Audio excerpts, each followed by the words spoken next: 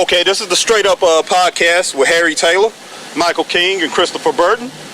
We're here to talk about AEW and what went on this week, and we're going to talk about the WWE and talk about the layoffs that happened with the WWE and how that's going to affect wrestling and where do we think they should go next. And we have the commissioner, Michael King, the Asian sensation of APW, and he's going to give his thoughts.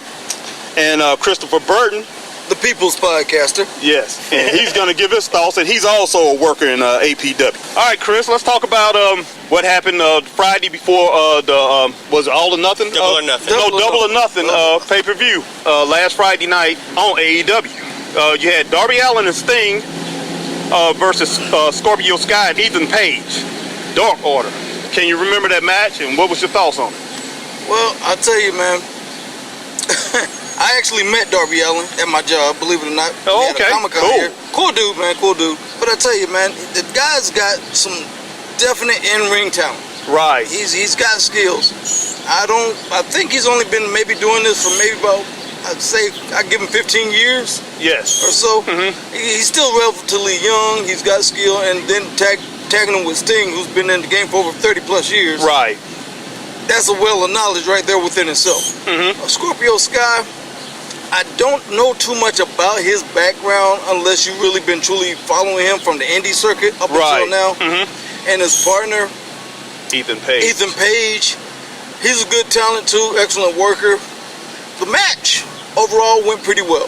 It was about as well as you can expect. Right. Basically, Ethan Page, Scorpio Sky, and Darby Allin did all the work.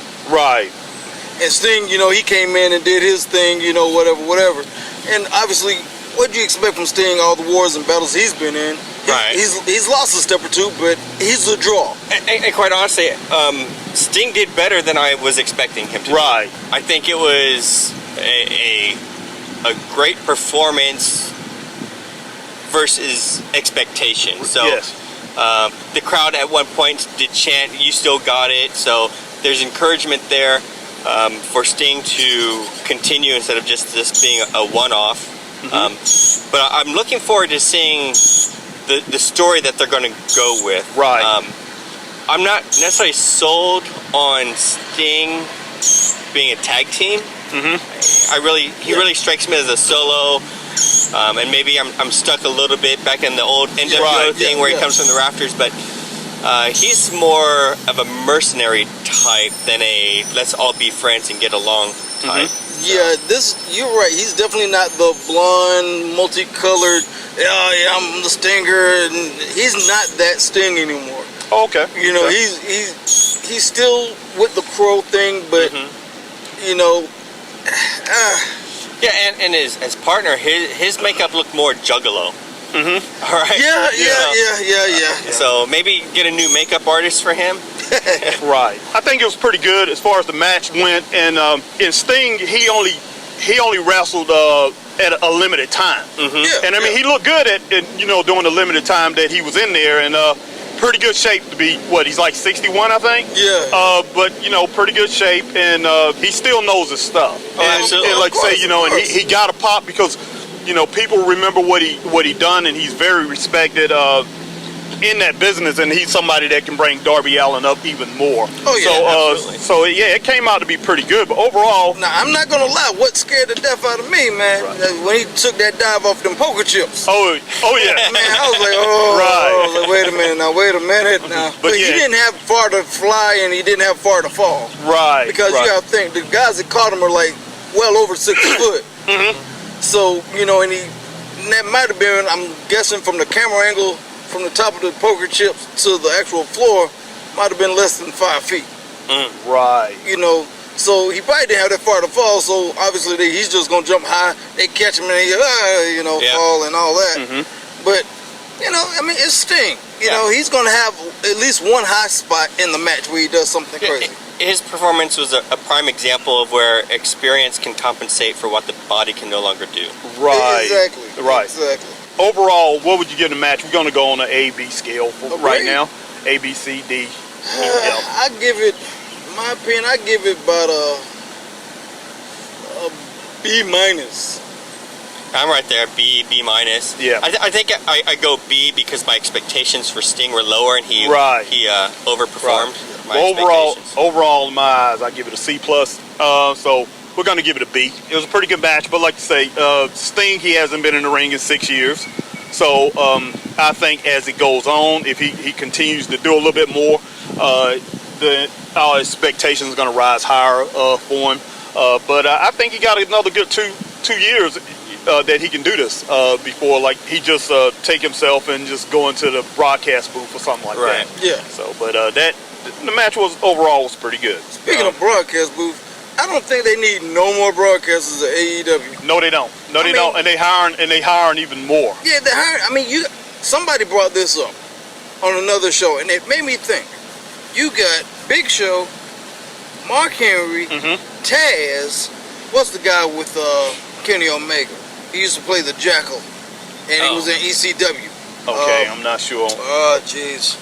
I got his face on my head, but yeah. Anyway, you got those guys. Those four right there have been a draw in the business. Right. They've made money in the business. You got more money tied up on your broadcast team than you about do your whole roster. There's no doubt about that. Yeah, I just wonder if, based on the timing where they came in, they're just putting them somewhere while they're waiting for a storyline to develop for them. Possibly, because Mark Henry has said, and I want, I got another run in me. And you saw he's losing weight, he's slimmed down. He looks he looks pretty good. He might have one more in him. Well, he was on what they just did Friday night. Yeah. And, Dynamite. He came out and he spoke. He was only in there for about 45 minutes, but him and Tony Schiavone was in there. I know about 45 seconds actually that he spoke, and him and Tony Schiavone, they was in there a little bit over a minute, and then Guerrero, that woman come out. What is her name? Vicky Guerrero come out, and she ran him out of the ring, man. And then she introduced Andrade. She introduced it, but she ran those two out of the ring. And we know who he's about to marry. Who's about to marry? Flair. Charlotte Flair. Oh, for real? Yeah. Okay. And I know he's the IWGP champion right now. They say he's the IWGP champion. What? Yes. Wow. When did that? So he must have beat. He had to beat Will Ospreay. Yeah. Okay. Yeah, I think. The team is a little huge. What they already have with Tony Schiavone and Jim Ross, they got enough star power there where they only should have probably one other person. Yeah, and they had Excalibur. Right. They had Excalibur, which really nobody too much knows who he's like an enigma. Nobody really knows who he is unless you're just that deep and follow everybody like that. And that was good enough right there for me. Those three right there, that was good enough. But then, like I said, you bringing in all these other guys. I mean, but hey, if you got the money to blow, hey, why not? Okay, I don't think they do. Right. Okay, the Cody Rhodes versus Anthony Ogogo match. Oh man, that was a good match. That match showed beyond a shadow of doubt exactly how WWE was wasting Cody Rhodes. Right, Yeah. right. Yeah, I agree 100%. I said he should. I mean, they're using him like he's. I mean, it was an early match too. It was like one of the first ones on the card. Yes, and I don't even look at that as a mid-card match anymore. A mid-card match is probably after if you depending on how many matches you have. You have 8-10 matches. Mid-card should be anywhere 4 or 5. Yeah. And he's that kind of a star. At least he should be mid-card and then bounce back up to where he's top tier.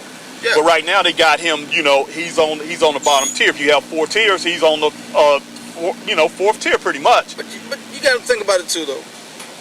Once again, he's a name. Right. He doesn't necessarily have to be the main event. No, he doesn't. No. I mean, everybody know who Cody is. He's gonna get a pop regardless. His merch is gonna sell. If he comes out and does public appearances, he's gonna get a draw. I mean, it's Cody. And then, like you said, you look at the match, man. The match was overall great. The match was good. I mean, the work was awesome because, like Michael said, WWE was using him in a clownish gimmick. They were basically trying to make him like his brother, but a 2.0. Right. Because his brother was Goldust, and they tried to make him Stardust, so it didn't work. Right. And every once in a while in WWE, you saw glimpses of what he could be. But here, all the reins were off, and he has control and everything. And then what I love too, for one night only, he actually used American Dream versus American Nightmare tag on Right. Yeah.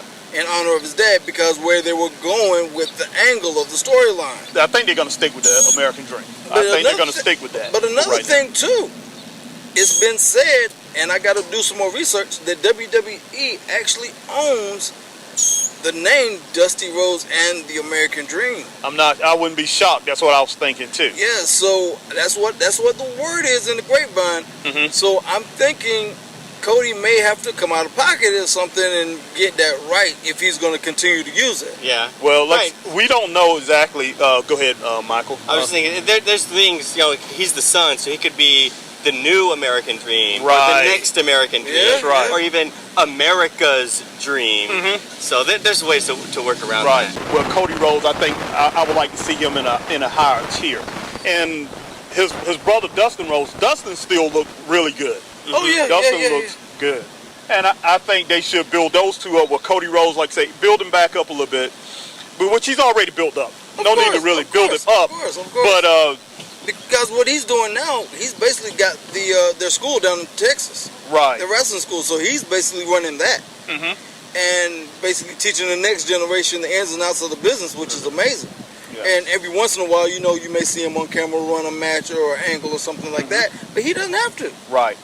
Yeah. Did you see any problems with the match? I mean, some things that you really didn't care for. There were some things that I really didn't care for in this match, and I'm talking about. Both of the guys was hurt up from, one thing we used to see back in the industry, back in the profession is guys, they would go into a match hurt, but they wouldn't keep favoring the injury in the match. And that's one thing, both of these guys, they kept favoring their injury, that the pre-injury that they had. Yeah. They kept favoring this injury. We would see guys who would favor the injury, like, think back to Roddy Piper and Greg Valentine. Roddy Piper with his ear, like you say, he would be holding his ear, but these guys still fighting real hard. They were still fighting, but I think with Cody Rhodes, I think he was holding his ribs, bending over, and I forgot what injury that he had. What was it, man? I forgot my dog myself.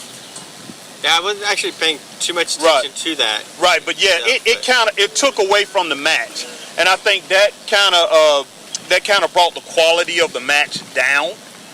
Because they had them, because they kept doing it. Well, I see what your point is, Right. but being in the business, and me and Michael know this, Right. it's simple, a sympathy angle. Yeah. Because you got to think, Cody's the face, Ogogo's the heel. Right. So what is Cody going to do?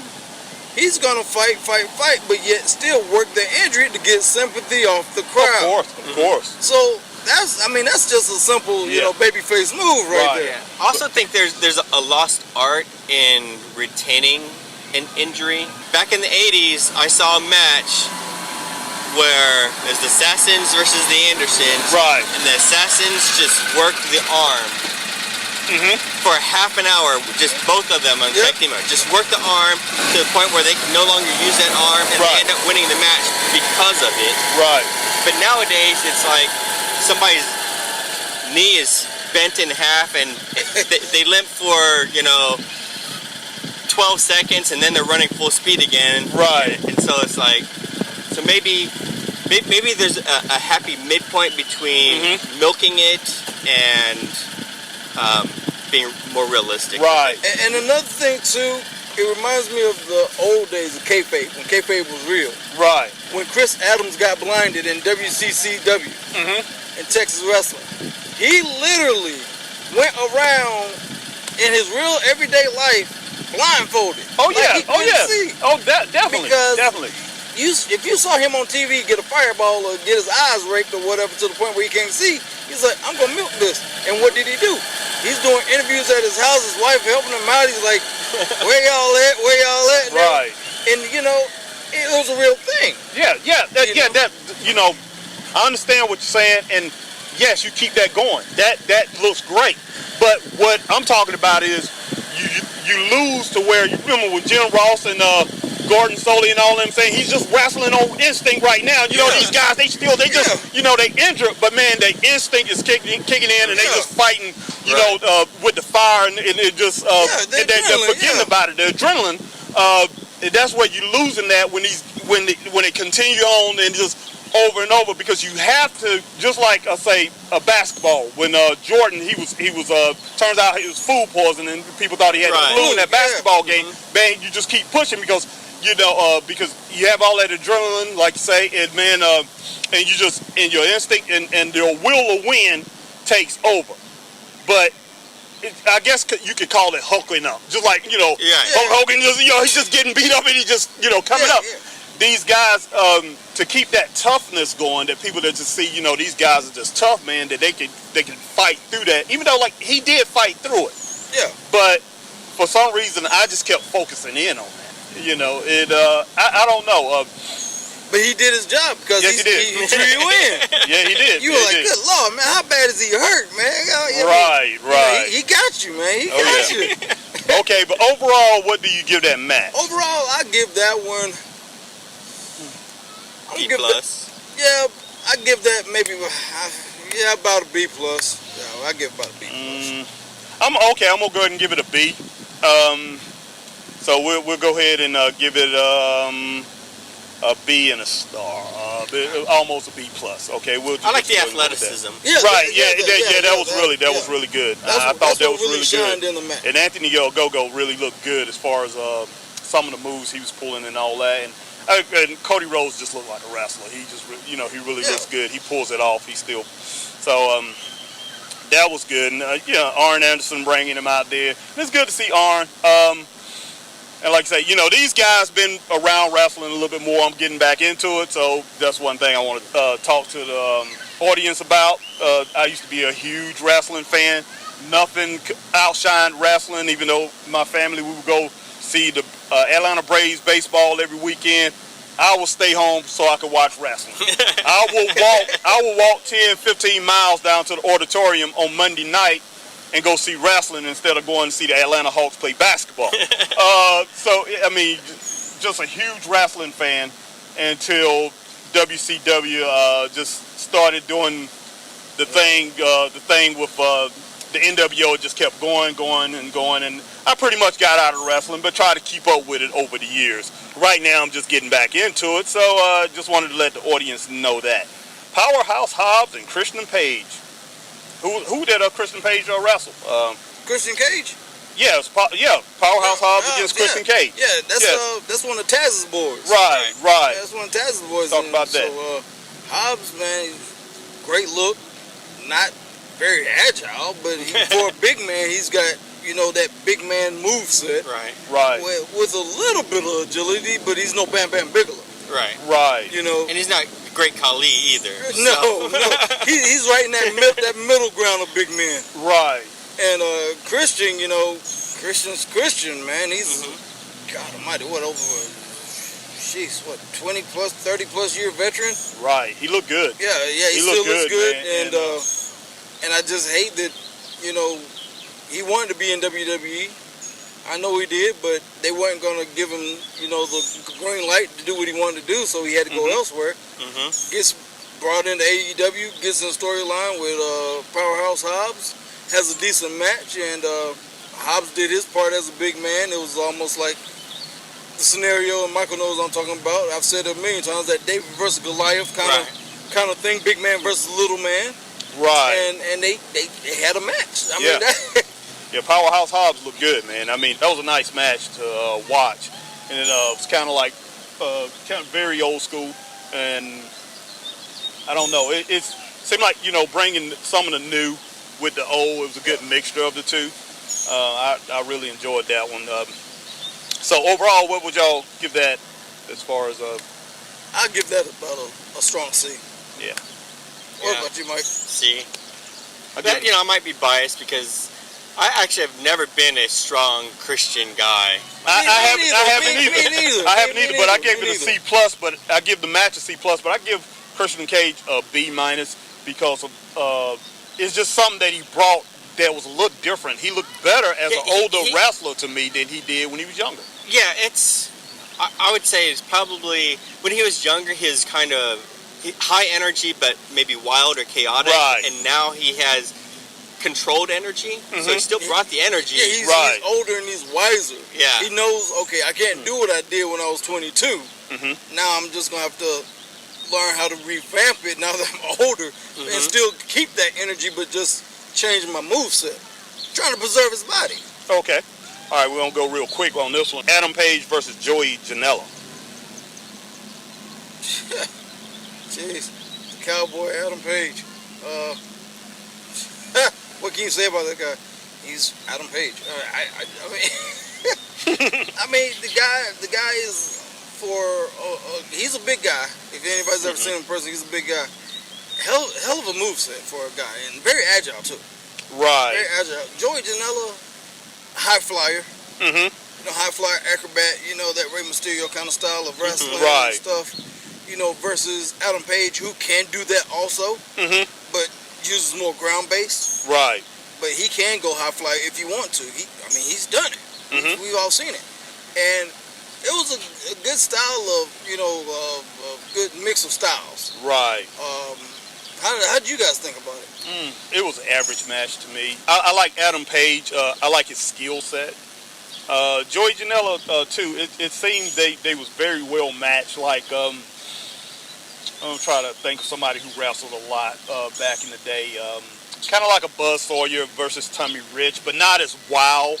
Right. As far as but they knew each other well. It seemed these two know each other well as far as what they're gonna do in the ring. So, but it still came out to be a C plus match or whatever. But it was pretty good. I enjoyed it. But that breeze feels good. Yeah, but I found it kind of forgettable because I don't really remember it too much. And I think maybe the bodies are just, well, Joey Janela's body is too similar to many other bodies, and I don't know what personality trait stands out that separates him from the others. It's really nothing. To me, he's average on the mic. He's a mid, if you could group cruiserweights, he's a mid to not quite top tier cruiserweight. You know, for his category, and he really, just like you say, he doesn't really just stand out. Right. And you know, maybe I'm jumping ahead a little bit, but you look at Joey Janela and what he does, and then Leo Rush. I remember Leo Rush. Oh, good Lord, yes. All right? Yes. But you know, they would be wrestling in the same category. Yeah. But Leo Rush would definitely stand out. You remember Leo, but not necessarily Joey. Right. Okay, so overall, what you guys think? I say it's an average match. But I say a C minus. Yeah. But let's go with a 1 out of 10 and just give it a 6. Probably 5.5. That's what I was thinking about, 5.5. Because it just like say when it boils down to it, it was forgettable. It was a forgettable match. It was what they call in the business a popcorn match. Right. Yeah, exactly. Basically, you be like, oh, these guys, hey, you want something to drink? Exactly. I'll be back. Yeah, then Taz came out and said, you know, Brian Cage was going to kick his butt. You know, that was unnecessary. Yeah, it makes me wonder, is like, are these guys bad on a mic and so they need somebody else talking for them? Right. Yeah. Or do they need Taz to do something so they're taking the mic away from them? And when you take the mic away from a wrestler, you take character away from the wrestler. Right. Exactly. Because nobody knows who you are. They don't know nothing about you. They just know, oh, he's a wrestler and he wrestles. Yeah, and see, that's another thing. Like I say, the match wasn't that spectacular to where somebody should have came out and said that, you know, he took away from the, you know, Adam Page won the match, and it kind of took away from that a little bit. He come out and said, you know, Brian Cage is gonna kick your ass, you know, and stuff like that. I'm just like, I'm like, why in the world did he do that? It wasn't. I mean, it was at that point. There was no need to. No, it wasn't. So, but let's go back to what he brought out. You know, the celebration of Inner Circle. You know, brought Eric Bischoff. That's somebody I really didn't want to see. I mean, I love Eric Bischoff. I do not. You molded right after him, man. Yeah, if there's two personalities that would fit me, two combined, it would be Jim Cornette combined with Eric Bischoff would be me. Right. That's something serious right there. Man. But yeah, that's something I just didn't need to see. Well, you should have known that was coming because him and Chris got a good relationship. I know, man, but I'm just like, wow. Him and man. Chris are like buddy, man. Yeah, I don't know, man. And I loved him when I first saw him after he came out of AWA and he went to the NWA, he went to WCW. I really liked Eric Bischoff. And when he was a broadcast announcer, right? Yes. When he was talking about what's coming up next week and talking about what's going on in the magazine, Eric Bischoff. When he first started, I liked him, but like I say, he really didn't have a lot going on. And I saw him, just like I say, Michael. I see the ambition in his eyes. I saw the ambition in his eyes, and I like that about him. Okay, but I didn't like what he done when he went in there and he brought in Hogan and he got Savage and all. He started bringing in that WWE element. It's one thing to get the money. But it was smart. It brought extra credibility. It did. I'm not taking away from that. One thing about it is this: you don't alienate your fans. You just don't.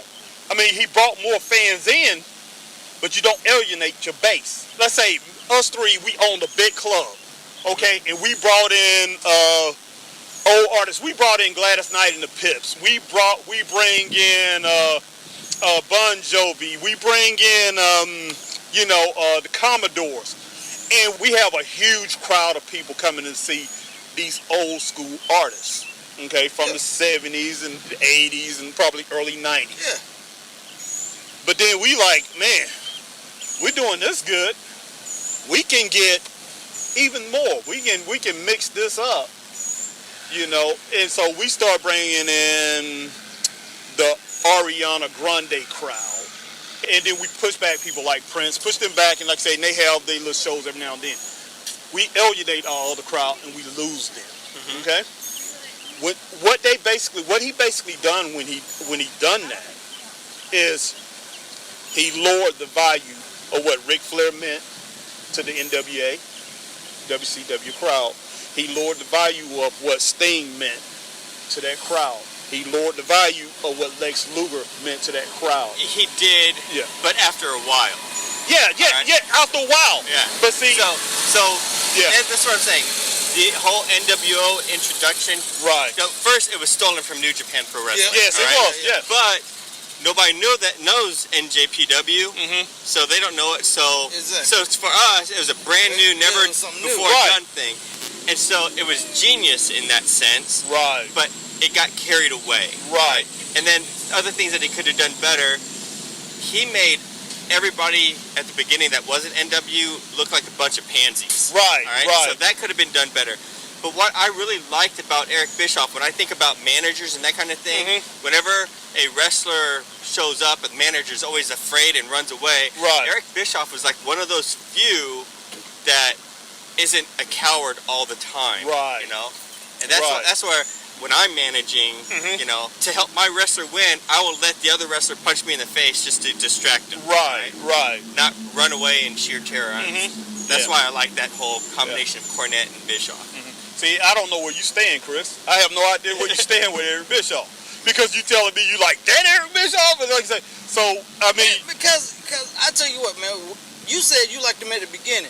That Eric Bischoff right there, man, to me, that Eric Bischoff, honestly, he looked like they were like, okay, we need somebody to fill this slot. Get that guy from the mailroom. Hey, this is what you do. Get on camera. Right. 3, 2, 1, right, he did. He was just like, hi, my name's Eric Bischoff, and this was happening next week.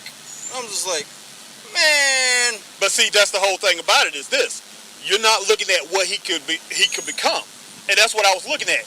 What he could become. He took away from the show from me, man. When I'm trying to tell you, he was that popcorn guy. Anytime he came up on the screen, I had to go to the bathroom. I went outside or something. I couldn't. I agree there. I agree. Couldn't do it. It was just early Vince McMahon. He did nothing different than what Vince McMahon But Vince McMahon did the same thing. Yeah, that's right. And I saw Vince McMahon. I saw him. Vince had a lot more personality. All Vince did was introduce wrestlers, man. That's all he was doing. At the beginning, he was just basically talking. And he had, in WWE, they had a bunch of stars, man. They had a bunch of stars. he would introduce a guy. He would introduce Ernie the King Ladd. Ernie Ladd come out there, yak, yak, yak. And like I say, this egg-sucking dog. And, then he would introduce, Rocky Soul Man Johnson and Tony Allen. He'd be like, they're going to take on Hulk Hogan. This before Hulk Hogan became this good guy. Yeah. And like I say, and, he'd be like, and we got Bob Backlund and stuff. And Jimmy Snuka, dived off the 20-foot cage and he missed and all that. That's all Vince McMahon done. He didn't really have no personality or anything. All he had, man, was, you could tell, like, hey, once I take this over for my dad, that, man, I'm looking to keep the big stars going.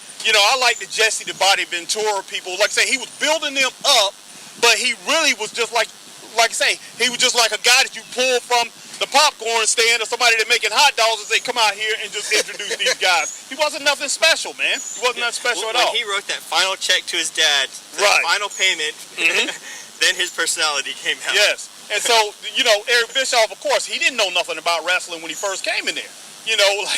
Flair said, what for me, you'll still be working on a meat truck. You have to have somebody, man. That's one thing about it. Stars or people that really make it big in any business come out from nowhere, mostly. They come out of nowhere, when you least expect it. It's because their mouths are shut and they're busy learning. That's right. That's right. And that's the way you gain wisdom. Wisdom comes from watching other people. Just watching and listening. That's where wisdom comes from. And he was a wise man. He took his wisdom and he turned it into what it went into. But yeah, the celebration was a typical celebration. Everybody spoke and gave their piece on how the Stampede Brawl or whatever that thing went, and it was a typical faction celebration. Right. It just wasn't over the top. It didn't have the balloons and streamers. It was basically like, hey, we here, we're one.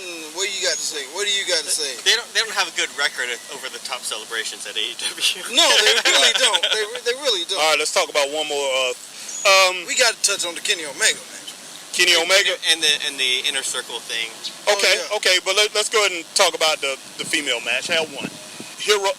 Hikaru versus Britt Baker. Shida. I already knew Britt was gonna win. Shida. I do like Britt Baker though. Right. Yeah. I do like DMD. Is it what? DMD. DMD. Is she a dentist? Yes, she's a dentist. Yeah. That was a pretty good match. I knew they was gonna, push her to win the match. I was, hoping that they would keep the match on the other girl, on Hikaru. Well, she's been the champion for over a year, 387 days. Yeah. It was time for, Hey, it's nothing wrong with having a long time champion sometimes. No. Yeah, it's hard. It's hard to keep a belt on a baby face for a long time. Right. All right. Because the baby faces, they get their energy from being the underdog. All right. And you make them the champion. When you're the champion, you're supposed to be getting it from both sides. Right. Exactly. Right? But I love that title though. I like the belt. I like the belt. The belt's nice, they brought that out that Friday and gave it to her. Yeah. But Shivani cracks me up though. Like I say, he was talking to Hikaru the day before. And then he come out the next day, he hugging Britt and all that, man. I'm just like, man, what a player. This guy. Yeah, that goes back to the storyline with him and Britt Baker. Right. Shivani was almost like her lackey. Right. So it almost went full circle. You're like, okay, I'm your lackey, and now over time you're building more respect for me, this, that, and the other, and then you win the belt. Boom, here we are, full circle. So I'm a little late into that whole thing. So I caught this, and I see the Tony Schiavone guy and Britt Baker. And I did wonder, I was like, what is that relationship there? Like, I almost like, is that like her dad in real life? What's going on? Right. Yeah, that's what I was thinking. But that's what it was in the early years before the pandemic. Basically, Britt Baker would come out, her promos, whatever, and Shivani would always interview her, and she would dog out Shivani all the time. I mean, dog him out for weeks and weeks and weeks, months. Till it got to the point where he would literally be like, she would come out and have him so emasculated, she would like, give him a note. He was like, ladies and gentlemen, Britt Baker wants all of you to know, blah, blah, blah, blah, blah. And then she would like, rip it up, take it out of his hand, rip it up, like, give him another note. No, I'm sorry. What she really meant for me to say is, I'm a dumbass, and all of you people are stupid, and I don't know what the hell I'm doing. You know, she would emasculate him to that point, and then, like I said, over time, they kind of went from that, and now here we are, full circle, where like, okay, you know, because you got to think, Britt Baker, yeah, she was one of the first women that I know to actually bleed to get color. Right. In her match last year. And that was oh my God, that was a heck of a match, man. Okay. But I knew Britt was gonna get it, man. As soon as I saw she was gonna be in the match, I was like, oh, it's okay. But it's well deserved though. It's well deserved. Right. Yeah. Right. It was a pretty good match. I think it was well presented. Who was that girl, the one that was really strong that played basketball at Jacksonville State? Man, I forgot her name. Jade. Yeah, Jade. Yeah, her name is Jade. Jade. She looks pretty good, and I think they're building her up to where she's gonna be challenging for the match. But she's only had 5 matches. She's 5-0 so far. But yeah, she's a young talent. Talk about the last match. Kenny Omega, the triple threat. Kenny Omega, Master Pac, and Orange Cassidy. Right. Now, one thing I hate. They're almost putting Kenny Omega in a position where he's like Ultimo Dragon. He's got all the gold from everywhere. Oh, yeah. Everywhere. He's got like 20 different championships or something. It's ridiculous. Right. But it's kind of crossing over into another territory because he just beat the Impact champion for their title at their pay-per-view. Oh, wow. And so he's kind of like back and forth. Right. But with this match, it was just for the AEW championship. So even if he would have lost, he would still been, quote unquote, a champion. Right. Yeah, from the other belts. Yeah, from the other belts. But he wasn't been the AEW champion. So, and now honestly, can you see Orange Cassidy as champion? No. I know there's this Orange Cassidy following, and I know people got on board with his gimmick with him just putting his hands in the pocket and dodging punches and that kind of stuff. And I can see how that's funny once or twice. Right. Permanent gimmick, put your hands in your pockets, I'm going to kick you off the top turnbuckle. You know? Yeah. He did a great performance, so I'll give him that. And then Pac, Pac. Yeah. He or some people know him as Neville. I liked him as Neville. Yeah. I like him as Pac. I could see him as a champion. Yes, I like him. His athletics is ridiculous. And I mean, he looks good too. I mean, he looks like he could be a champion. Right. I mean, he's got the look, he's got the build, and then he comes off as that perfect heel. Right. So, and he's got that face that you want to hate. Right. Yeah, and to me, perfect heel is that heel that hates other heels, right? Yeah. It's not like heel, I'm in this faction, so these other heels are my friends, I'm going to save other heels. And it's like, I'm a heel, and I ain't saving nobody's ass. Yeah. Right. If I save somebody's ass, it's because I don't like that guy, so I'll punch him in the face. When I'm done doing that, I'll look over at you, and I'll punch you in your face, too. Exactly. And then beat. Exactly. It's like his ass whoopings don't discriminate. Exactly. Right. He hates everybody. And that's what champions really should be doing. Oh, yeah. And like I say, it's something about, this Kenny Omega. It was something about that match, man. It just, I mean, okay, it was 3 of them in there, but, and he won the match, and you could basically see that it was leading up to that. Of course they was going to do that, but I don't know, man. I think they're building him up to a point to, I don't know. I don't think he should be on that tier as far as a 4th tier, a 1-tier wrestler. I believe his time is basically running out. But I could be wrong. But Kenny made his name over in New Japan. Right. That's where he really made his name and got his big push. Yeah. So if you wasn't following New Japan, you're like, Kenny Omega, who? Yeah. That's where he really got his start. Yeah. Right. But I am excited that he is finally over here in the States. So a lot of fans that never knew him finally get to know of him. Right. So just because I'm Asian doesn't mean I followed New Japan, and I did that. Right? But what brought my attention to Kenny Omega years ago was the Chris Jericho's talking about Kenny Omega. Oh, yeah. The stars here talking about Kenny Omega. Right. It made me go, I want to see who this Kenny Omega guy is. I think he did a good show. Right. Had a good match. Yeah. So that whole thing, there's a couple things I like about him having all those belts. Is one, it reminds me of the old boxing WBC Cruiserweight Champion, Right. Yep. WBA Cruiserweight Champion, and the unified belts and that kind of stuff. But they have these different Right. boxing promotions. Yeah. So now you have these different WCW. wrestling promotions, and you know they have to be working together, Right. Because they're not going to let somebody take off with the belt and never come back. Oh, with yeah. it. Of course. And that brings me into the whole. That's the problem in wrestling right now. Is there's not enough There's a saturation of wrestling, Right. and they're not working together. Oh yeah. Talk get that match, man. It was just. I give it a A minus. A minus, yeah. Yeah. It was all over the place. I think it's a couple things that should have been different, but I give it a B plus. As far as the talent that was in there, I think was really good. Except for, like I say, Orange Cassidy. A few things he did in there was just ridiculous in my opinion. Orange Cassidy is Heath Slater. Right. Prove me wrong. Yeah. Right. Yeah. That's true. The show overall, I mean, as far as pay-per-view. I give it a B plus. B, solid B. The one thing that I want to talk about is that inner circle match, and I don't want to go into a lot of detail on it, because having those cameras in all these different areas, that's not really my thing. That seems more pre-filmed type thing. But I forget the guy's name, but the one that was handcuffed in the warehouse and got the bolt cutters and cut himself free and won at the end. That guy right there, wish I could remember his name.